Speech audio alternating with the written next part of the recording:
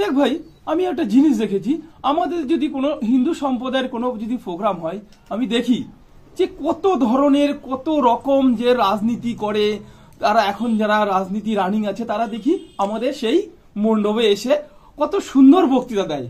আর সেই বক্তৃতাগুলো আমাদের যারা মানে হিন্দু সম্প্রদায়ের লোক আছে তারা কত সুন্দর তাদের চান্স দেয়, তারা আদর যত্ন করে আসুন দাদা আমাদের এখানে আসুন, এখানে এসে বক্তৃতা কেন দেবো আমরা?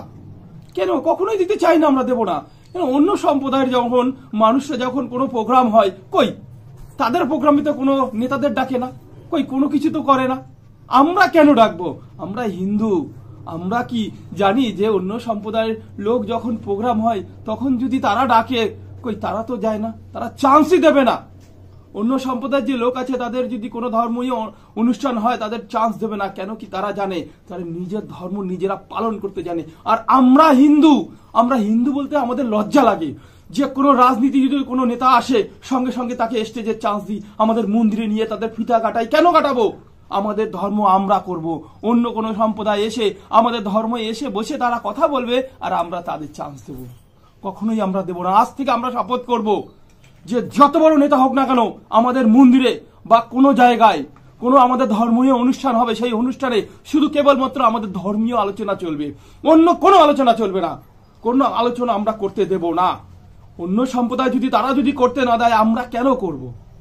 এটা কিন্তু আমাদের সবসময় মনে রাখতে হবে হিন্দু ভাইদের। কেন কি এই কথাগুলো যদি আমরা মনে রাখতে পারি তাহলে আমাদের এই ধর্মটা কিন্তু সামনের দিকে এগাতে পারবো।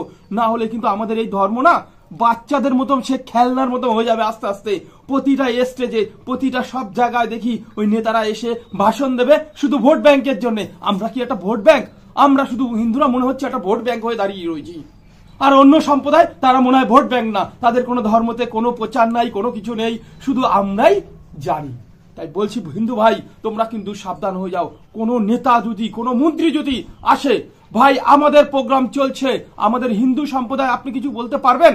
হিন্দু হয়ে কোনো রাজনীতি কোনো আলোচনা চলবে না। আপনি যদি হিন্দু সম্প্রদায় হন, আসবেন, আমাদের প্রোগ্রামটা শেষ হবে, তারপরে আপনি আমাদের এখানে এসে কথাবার্তা বলবেন, আলোচনা করবেন। আমাদের প্রোগ্রামের মধ্যে আপনার কোনো জায়গা নেই।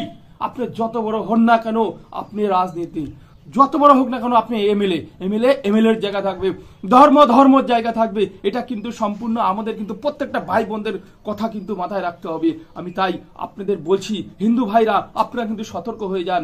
আমি কিন্তু আপনাদেরই বলছি, তাই আপনাদের প্রত্যেকটা ভাই বোনদের বলছি, আমাদের হিন্দু ভাই বোনদের বলছি, এটুকু বলে আপনাদের সবাইকে জানাই নমস্কার।